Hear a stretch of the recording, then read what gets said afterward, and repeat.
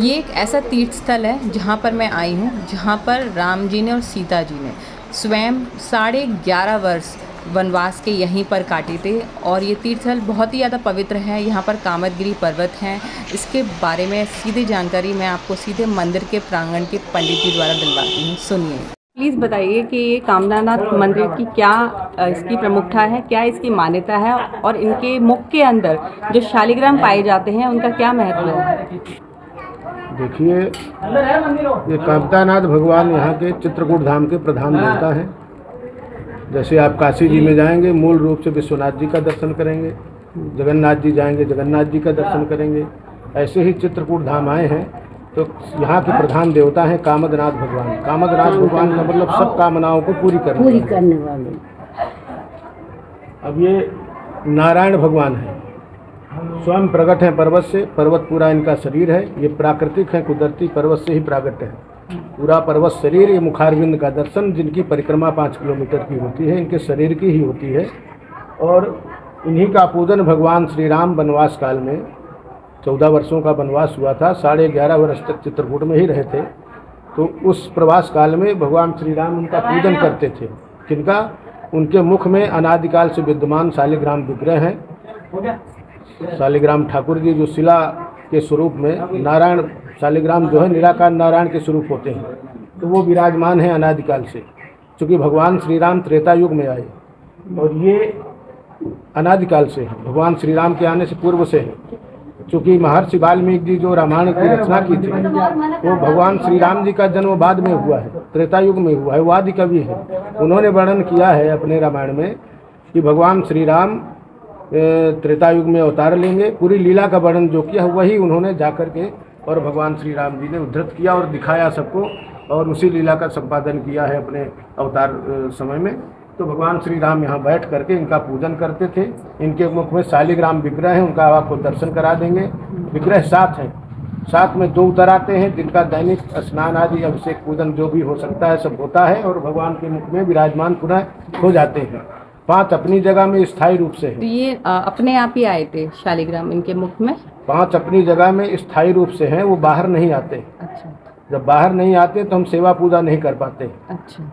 और कभी कभी अंदर से उनको स्नान कराता हुआ, क्योंकि हम स्नान स्पर्श पूजन कर पाते हैं, बाहर नहीं आते, पूरी तरह स्नान नहीं होता है, तो स्पर्श पूजन कर पाते हैं। तो कभी कभी वो अपने आप से जब स्नान करना चाहते तो अंदर से कभी जल, कभी दूध में जल, सफ़ेद जल करके साल में, 2 साल में, महीने, 6 महीने में, 5 साल, 10 साल, जब उनकी कृपा होती तब ये लीला का दर्शन होता है। ये वर्तमान की लीला है, होता है, क्योंकि हम लोग उसका लाभ लेते हैं, भगवान कृपा से प्रसाद पाते हैं। जो समय सौभाग्यशाली श्रद्धालु होते हैं उनको भी उपलब्ध होता है। तो भगवान राम की कृपा से जो है ये प्रसाद मिलता है। रही बात आप जो कह रहे हैं कि ये कब से हैं यहाँ विराजमान हैं, तो जो अंदर विराजमान हैं, जिनको बता रहा हूँ बाहर नहीं आते, इनको तो हम अब एक प्रश्न बन सकता है कि हमने अलग से रखा फिर दर्शन कराते हैं। वो वहाँ फिक्स टाइप है, स्थायी रूप से वो फंसे शिला में ही, बाहर आते नहीं हैं। तो वो अनादिकाल से जो मुख में है, तो वो प्रमाणित हो रहा है, वो भगवान की कृपा हो रही है। हम लोगों को उस समय का दर्शन हो रहा है, भगवान श्री राम जी के द्वारा पूजित दर्शन हो रहा है। और हम लोगों का सौभाग्य, आपका सबका, जो इस समय चित्रकूट धाम में भगवान का दर्शन कर रहे हैं, उनका पूजन कर रहे हैं। इन्हीं के मुख से जो है कभी कभी ऐसी लीलाएं होती हैं। ये सब कामनाओं को पूरी करने वाले कामदनाथ भगवान हैं, ठीक है। तो इसीलिए इनका नाम कामतानाथ है, क्योंकि सब कोई भी आप कामना करेंगे, धन, संतान, व्यापार, लक्ष्मी, अर्थ, धर्म, काम, मोक्ष, चारों फलों के अंतर्गत सारी कामनाएं होती हैं। हर जीव की, हर देवता जो भी है, आदर्शी, महर्षि, जो भी तपस्वी हैं, सबकी चारों पदार्थों के अंतर्गत ही कामनाएं होती हैं। तो भगवान कामदगिरी है, ये सब कुछ देने वाले हैं, है ना। कामद मनि कामदा कल्प तल, तुलसीदास जी ने लिखा है। सो जुग जुग जागत जगती तल, तुलसीदास जी ने लिखा है। तो तुलसीदास जी को भी लाभ देखो यही मिला।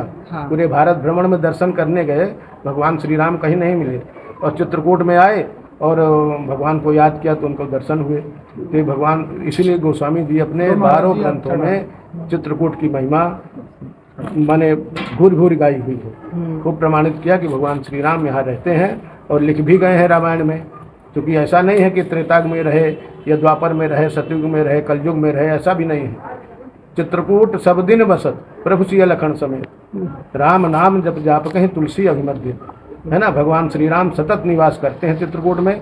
अब अपनी साधना और उपासना, तपस्या और अपने भावना श्रद्धा से भगवान कृपा करते हैं सब पर। तो ये मूल दर्शन है। नीचे भगवान श्री राम जी का दर्शन है, ये स्थापित हैं। भाव स्थापना का यही कि भगवान श्री राम यहाँ विराजते थे वनवास काल में और उनका पूजन करते थे, इसलिए इनकी स्थापना हुई। इन्हीं शालिग्राम एक बार दिखा दीजिए। इन्हीं की स्थापना जो है अब और मंदिरों में भी होगी। छोटे वाले विग्रह की 1942 से प्रारंभ हुआ है। तो 1942 में पहले प्रथम वहाँ हुआ प्रमुख द्वार में, वो नहीं बोलते हैं, वो कला दूसरी है, काष्ठ कला में है, दंड पंड किए हुए हैं। तो वो कांच में बंद किए हुए, धूल न लगे। तो एक माने प्रारूप बनाया दर्शन के लिए। अच्छा। महाराम दरबार था पहले, मूल रूप से हनुमान जी थे वहाँ। अच्छा। जो ढके हुए पीछे देखे होंगे, अगर गए होंगे अंदर तो खड़े हैं पीछे, लाल लाल दिखते होंगे, वो हनुमान जी थे पहले। बाद में सब स्थापित हुए। ऐसे 1942 के बाद एक जगह और हुआ। अब हाँ, तृतीय जिसको कहते हैं। अब चौथे का भी दर्शन नहीं हुआ, भविष्य में हो जाएगा जब पधार जाएंगे कहीं। तो ये तो खैर लीला है भगवान की और भक्तों की लीला है। ठीक है, तो ये आप दर्शन कर लो शालिग्राम जी।